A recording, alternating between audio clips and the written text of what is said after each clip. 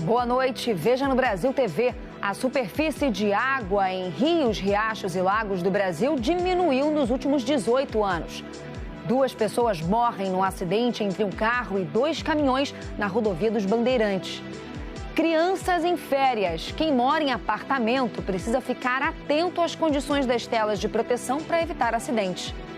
E ainda, hoje é Dia Nacional do Diabetes. Em 5 anos, quadruplicou o número de atendimentos de casos da doença em São Paulo. Quarta-feira, dia 26 de junho, agora no Brasil TV.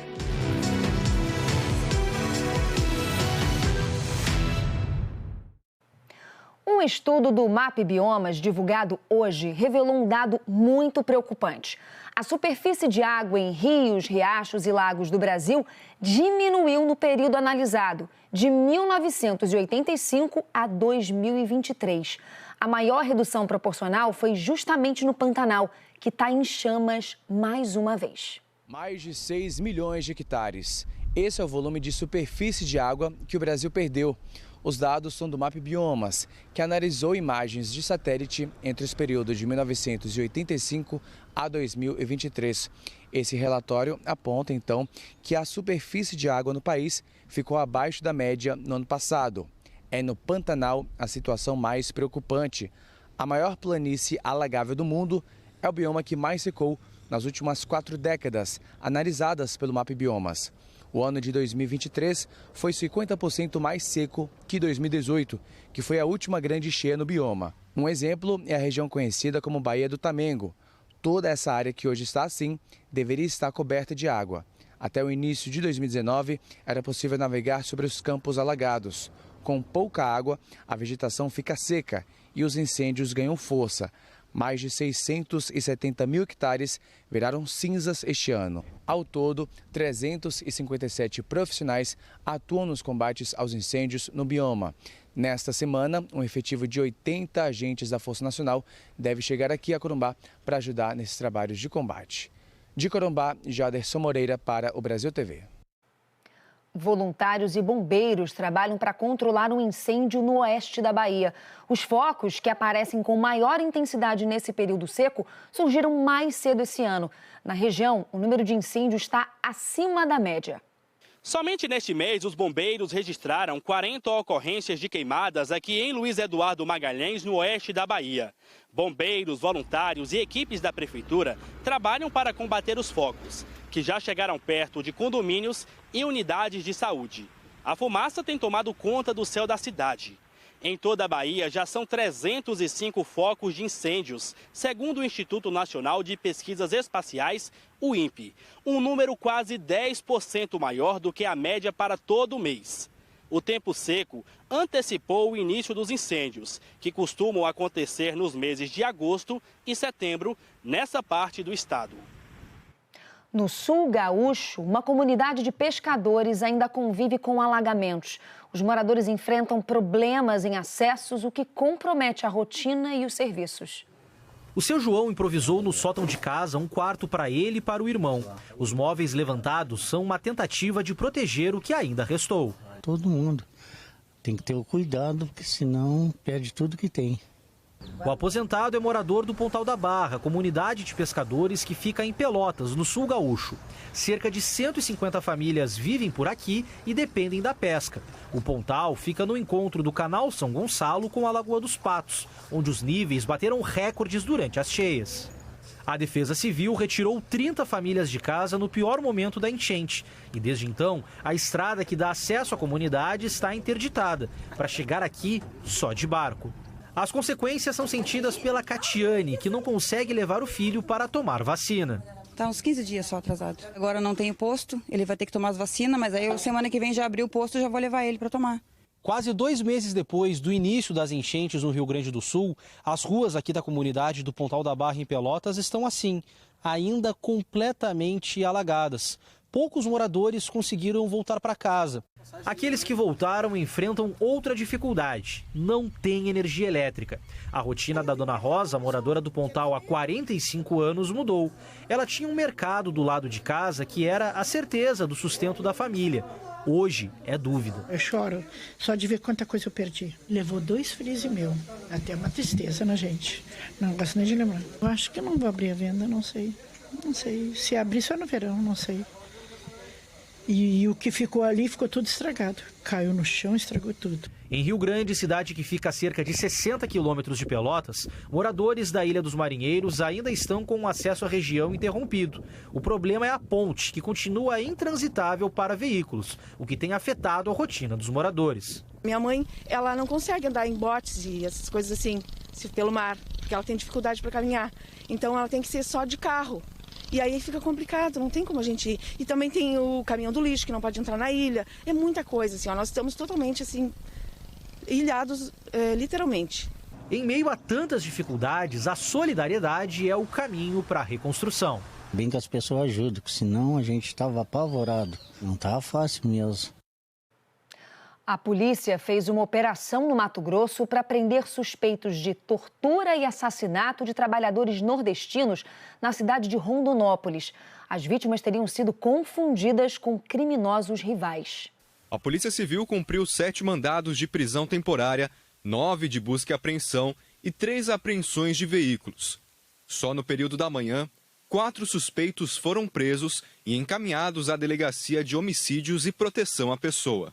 2 deles também foram autuados em flagrante pelo crime de tráfico de drogas. A Operação Dom Quixote investiga o crime que aconteceu no dia 30 de maio em Rondonópolis. Funcionários de uma empresa foram sequestrados, 11 liberados e 3 assassinados.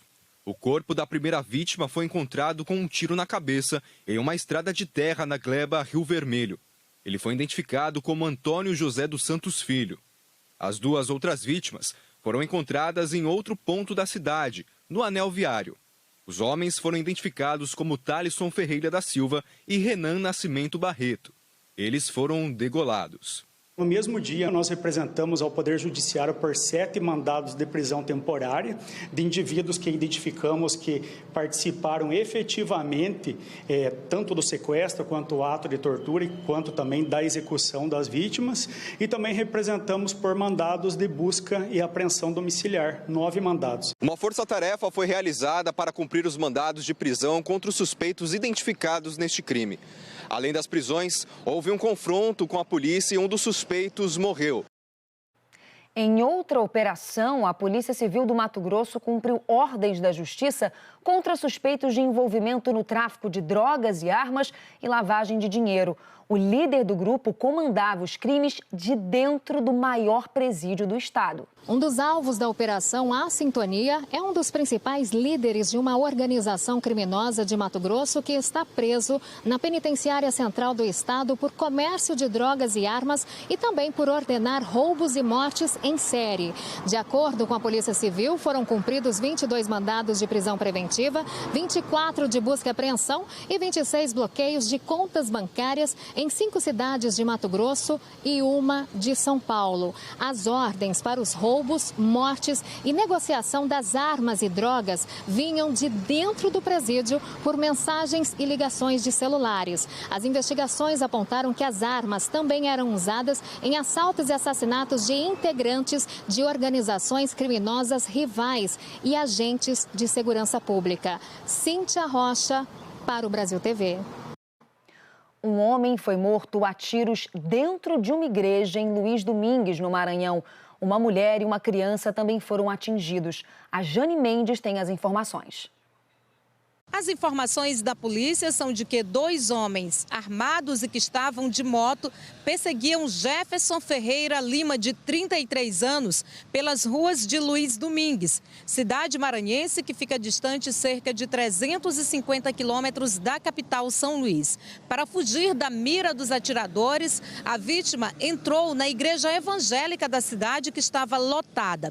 Os homens dispararam várias vezes contra Jefferson, que foi baleado baleado e morreu dentro da igreja. As balas também atingiram uma criança de 10 anos e outra pessoa que participavam do culto. Os feridos foram levados para o hospital do município e em seguida transferidos para Carutapera. A Polícia Civil está ouvindo depoimentos de testemunhas e também vai analisar imagens de câmeras de segurança para tentar identificar e prender os criminosos. De Santa Inês, Jane Mendes para o Brasil TV. 2 pessoas morreram e uma está gravemente ferida depois que 2 caminhões e um carro bateram na rodovia dos Imigrantes, na zona oeste de São Paulo. Quem olha o estado que ficou a boleia do caminhão do Jefferson não imagina que ele conseguiu escapar quase ileso do acidente. Eu vinha descendo, aí de repente, na hora que a carreta estava parada na faixa, na pista, sem sinalização, sem nada. Foi quando aconteceu a colisão. Eu ainda tentei tirar, mas não teve jeito. Na hora da pancada, que eu bateu mesmo, aí o caminhão, eu já vim freando. Aí eu peguei, parei, saí normal pela porta, ainda rodeei para ver se tinha acontecido. Eram 5:50 da manhã. Ainda estava escuro, quando o caminhão que ele dirigia com destino a Itapecerica da Serra bateu na traseira de uma carreta que tinha acabado de se envolver em outro acidente com um carro no quilômetro 16 da rodovia dos Bandeirantes, na chegada à capital. 2 pessoas morreram e outra ficou ferida. Quem faleceu foi a passageira do veículo de passeio e o condutor de um dos veículos de carga. O condutor do veículo de passeio foi socorrido ao Hospital das Clínicas pelo helicóptero Águia da Polícia Militar e se encontra em estado grave. O Globocop acompanhou o resgate da vítima. O helicóptero Águia pousou na pista, estabilizou o homem e o levou em poucos minutos para o hospital. A partir das 8 da manhã, a rodovia dos Bandeirantes começou a ser liberada. E agora, por volta das 10 horas da manhã, a rodovia dos Bandeirantes voltou a ser parcialmente interditada, mas nesse caso por causa dos trabalhos da perícia, como vocês podem ver lá no fundo. E foi exatamente ali que aconteceu o acidente. Na rodovia Anhanguera, uma pessoa morreu e 12 ficaram feridas em outro acidente, a batida de um ônibus num caminhão. Foi durante a madrugada num trecho de descida da rodovia Anhanguera entre Cravinhos e Ribeirão Preto. O ônibus é esse aqui que está com a frente completamente destruída. O ônibus saiu ontem de São Paulo, seguiria ali para Brasília e quando passou pelo trecho dessa serra aqui entre Cravinhos e Ribeirão, por volta de 1h30 da manhã, teve um acidente. 28 passageiros. 12 ficaram com ferimentos leves, um com ferimento grave e, infelizmente, o motorista do ônibus morreu. Todos os passageiros foram socorridos imediatamente pela concessionária, foram para os hospitais em Cravinhos e também em Ribeirão Preto. Com isso, a rodovia Anhanguera ficou fechada durante a madrugada para o resgate de todos esses passageiros. E aí o trânsito chegou com uma lentidão de 2 quilômetros. O trânsito foi desviado também por uma rodovia aqui que dá acesso a um distrito de Ribeirão Preto, a Bonfim Paulista, para que os motoristas conseguissem seguir viagem. Nesse trecho de serra aqui de Cravinhos, de 2017 até 2023, 11 pessoas morreram em acidentes. No dia 30 de maio também teve um outro acidente com ônibus e o motorista também morreu. A gente fala agora sobre segurança para crianças que moram em apartamentos. Com a chegada das férias, pais e cuidadores precisam ter atenção redobrada. Eu estou falando das redes de proteção que são colocadas nas janelas e nas varandas. Mas mesmo com essas telas, não dá para descuidar, não. Nem todo apartamento com criança tem tela nas janelas. Mas se tiver tela, em geral, é porque tem criança. Neste aqui, de primeiro andar, em Paulista, não apenas as janelas, também a varanda foi protegida. Luca e Larissa são pequenos, curiosos, adoram ficar olhando o movimento. Então não pode dar bobeira. Vitor disse que Luca, uma vez, tentou subir no parapeito. Esse jeitinho aí, ele já chegou a tentar botar o pezinho aqui e subir? Já tentou e quando a gente viu, a gente reclamou na hora. Porque, como eu disse, né, a gente não pode confiar. Esse negócio de subir, mesmo com tela, não vai. Mesmo com tela, não vai. A gente já chegou quase ele pezinho já mesmo aí. Mas, rapaz, tu entrar, subir sem foi. Papai falou o que pra tu? Que não pode, né? Não pode. Por que não pode? Porque eu vou cair. E a Ponira não fica tranquila, mesmo com a proteção, ela sabe que criança trela, então... A gente evita deixar tesoura, evita deixar faca, evitamos deixar certos tipos de coisa mais perto, que facilite, né? A gente nunca sabe o que pode acontecer. Eles nunca pegaram, mas a facilidade pode fazer com que eles tenham uma curiosidade e venha a fazer uma traquinagem que a gente não espere. Assim que se mudaram, ela e o marido contrataram o serviço de colocação de telas e testaram para ver a resistência com o peso. Instalaram, eles fizeram algum teste para dar mais alguma segurança a vocês? Fizeram, sempre fazem o teste e empurrando. Neste período, o cuidado com a segurança precisa ser reforçado. Ainda mais porque as crianças estão de férias, mas papai e mamãe não. A seguir, uma brincadeira para as férias da criançada junta diversão com consciência sobre o cuidado com o meio ambiente. A lição é reaproveitar.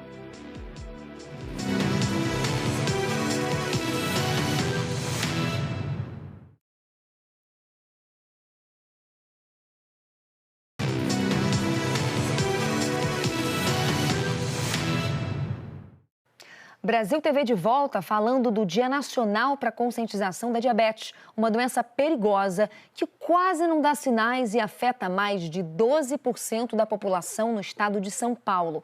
Desde a pandemia, o número de atendimentos mais do que triplicou na rede pública. A diabetes foi chegando há uns 10 anos. A boca seca e a sede excessiva foram os primeiros sinais que a dona Vilma notou. Hoje, ela ainda trabalha como doceira, mas não pode mais ficar experimentando as próprias receitas. Café sem açúcar, não comer arroz branco, comer arroz integral, fazer caminhada, beber muita água, suco, tem as frutas que não tem muito açúcar, entendeu? Teve que mudar tudo isso, né? Teve que mudar a rotina de vida, né? A diabetes é uma doença crônica que surge quando o corpo não consegue processar a glicose, o açúcar dos alimentos. As causas são variadas, mas quase sempre estão ligadas ao excesso de peso, sedentarismo e alimentação não saudável. Apesar da fama de silenciosa, a doença tem sintomas. Os mais comuns são fome excessiva, a sede constante, vontade de urinar muitas vezes por dia, fraqueza, perda de peso e, em estágios mais avançados, visão embaçada, náuseas, cicatrização demorada de machucados e formigamento nos pés. As consequências podem ser graves, incluindo a perda da visão e até amputação de membros, como explica o Renato Galvão Redorá, médico coordenador da Sociedade Brasileira de Diabetes. O maior número de amputações no Brasil não traumáticas é causado pelo diabético. A terceira consequência de cegueira é causada pelo diabetes. Então, o diabetes é uma doença silenciosa e, quando tratada, dá uma excelente qualidade de vida. A porta de entrada para o tratamento é o posto de saúde. Quanto mais cedo a pessoa procurar ajuda, mais rápido será o controle. E nos casos de pré-diabetes, quando a doença ainda está chegando, mas não se instalou, é possível até reverter o quadro. Mas o diagnóstico tem que ser feito rapidamente. É possível, sim, fazer reversão do pré-diabetes e diabetes, desde que você mude sua vida. O que a gente chama de mudanças de estilo de vida. Dieta, exercício, buscar o melhor acompanhamento em relação à sua altura e peso. Nos últimos 5 anos, desde a pandemia, a Secretaria Estadual de Saúde registrou um aumento expressivo nos atendimentos de pessoas com diabetes nos hospitais e ambulatórios da rede pública. O número entre janeiro e abril saltou de 3.500 em 2020 para mais de 15.500 no mesmo período deste ano, um crescimento de quase 340%. Na rede pública, existem grupos para troca de experiência e atendimento multidisciplinar. O próprio paciente aprende a fazer a medição dos níveis de glicose e recebe emprestado um aparelhinho para isso. Também há o acompanhamento dos profissionais da medicina familiar.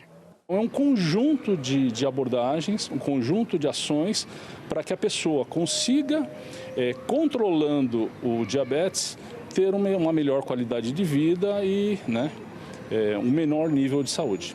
Nesse grupo de caminhada, os passos largos são para fugir da doença? A dona Neide, de 89 anos, é muito preocupada com a saúde. Alongamento, né? Essas coisas aí. Olha aí. E elas também, ó. Aí todo mundo junto. É. A Marluz é pré-diabética. Para ela, a atividade física é ainda mais importante. Faço caminhada, faço alongamento. Evitar de comer as coisas muito doces. E eu sou doida por doce. E quem não é? Quem não é, né? No bairro do Cordeiro, no Recife, uma artesã aproveita as férias das crianças para fazer roupinhas de bonecas. Um jeito divertido de passar um tempo com as netas e também para ensinar sobre a importância de reaproveitar materiais. Marina escolheu o look da boneca para um passeio no shopping durante as férias. Eu acho que ela pode ir com um jeito bem legal. Eu decidi colocar um cintinho e uma blusa e uma jaquetinha, que eu não sei o vestido ou blusa que vai ser. Mateus, de 3 anos, preferiu vestir um dos brinquedos preferidos dele. Que pato usa roupa, é? Pra ir pra onde? Pra ficar quentinho. E qual foi a roupa que você escolheu? Me conta aí. Essa daqui. As gêmeas Esther e Débora também entraram na brincadeira. Um grande troca-troca de roupinhas. É um vestido. Tudo acontece na sala de Dona Ziza, uma artesã de 65 anos que durante as férias escolares abre as portas de casa para as netas e os amiguinhos delas, numa atividade bem legal. Vestir as bonecas com as roupinhas que ela faz. Uma forma de adultos e crianças aproveitarem juntos esse período. Não precisa de máquina de costura, nem linha, nem agulha. Só a tesoura você vai criando e a imaginação vem. Eu estou colaborando com o sucesso das avós, das tias e das mães, porque elas vão ter um motivo de estar junto com seus filhos. Durante 14 anos, Dona Ziza fez recreação com meninos e meninas internados em hospitais. E nunca abandonou o trabalho de artesã que faz desde a adolescência. Monta quadros e caixinhas com a reutilização de pequenas peças que não teriam mais nenhuma utilidade. Durante a confecção das roupas, também coloca em prática algumas ideias. A meia eu guardei para as férias. O meu marido não queria mais. Então eu disse, eita, esses elásticozinhos dá para fazer uma sainha. É uma atividade que não serve apenas para preencher o tempo dessa garotada durante as férias. É também para ensiná-las sobre a importância do reaproveitamento de materiais, como tecidos usados e lacres de latinhas de bebida. Eu reciclo desde 16 anos em Belém do Pará. Então, eu continuo reciclando. Seria muito fácil comprar uns tecidos novos e cortar e fazer roupinha. Mas o legal é que eu e as donas de casa podem fazer isso com as roupas velhas. Usando a criatividade e deixando as crianças mostrarem tudo aquilo que podem criar, essa turminha tem um desejo para os próximos dias. E tem aqui mais um exemplo de reciclagem. Como a gente sabe, o São João de Caruaru é gigante, recebe muita gente e movimenta a economia. E esse consumo pode gerar impactos em relação ao meio ambiente. Por isso, a cidade tem um projeto de incentivo ao trabalho dos catadores de material reciclável. Durante o dia, para quem passar pelo pátio de eventos Luiz Gonzaga, vai ver tudo limpinho, sem lixo pelo chão. Mesmo depois de ter recebido de 80 a 100 mil pessoas durante algumas datas da programação junina.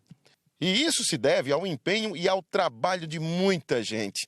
Enquanto a festa rola, enquanto o público está voltado para o palco do pátio de eventos Luiz Gonzaga, com os shows do São João de Caruaru, um time de catadores de recicláveis está em ação por toda a noite e madrugada. Eles ficam de olho em tudo. E fazem parte do projeto São João Sustentável, coordenado pela Prefeitura junto com patrocinadores do evento. Estes patrocinadores recebem garrafas PET e vidro. entre outros materiais recolhidos para o devido reaproveitamento para a reciclagem. Estas empresas acertam com as associações de catadores os valores como pagamento a ser feito. Remuneração importante para famílias como a de Aldemilson. Ele é catador há 14 anos. No ano passado recebeu, junto com a companheira, R$8.000 pelo trabalho realizado no São João Sustentável. Em 2024, precisa de mais para realizações. Olha, eu estou pensando assim de comprar um celular que é para dar para minha filha, que ela não tem. E estou pensando em comprar uma geladeira, que eu não tenho. A geladeira deu um defeito e eu estou sem condição de comprar uma agora. Eu vou ver se agora eu consigo comprar uma geladeira. O projeto conta com 2 centrais de triagem e recolhimento de resíduos. Além desta, no Pátio de Eventos Luiz Gonzaga, tem a do Alto do Moura, também um polo importante da festa. Ao todo, 150 catadores estão envolvidos com a atividade. Nesse mês de junho, que é um mês longo, né, e que a gente traz muitas pessoas e muito produto para reciclagem, né, então isso faz com que eles tenham um ganho financeiro muito bom, lógico, né, e muitos precisam até vivem disso, né. Os catadores receberam no projeto, no início do mês, uma cesta básica e ao fim do São João terão direito a outra. Fazem parte de um contexto de transformação de mentes a favor do meio ambiente. A gente viu esse ano que, apesar do mês junino, que a gente recebe muito turista, que a cidade ela se movimenta mais de uma forma geral, a gente não teve um aumento do volume de resíduo produzido pela cidade. O mesmo resíduo que a gente mandava em mês que não festivos, a gente está mandando nesse mês. Então significa que o trabalho aqui e toda essa divulgação da sustentabilidade, da reciclagem, ela está sendo bem efetiva para o município. O Brasil TV fica por aqui. Outras notícias no Jornal Nacional, hoje um pouquinho mais cedo, às 7:55 da noite, hora de Brasília. Uma ótima noite para você e até amanhã. Tchau, tchau.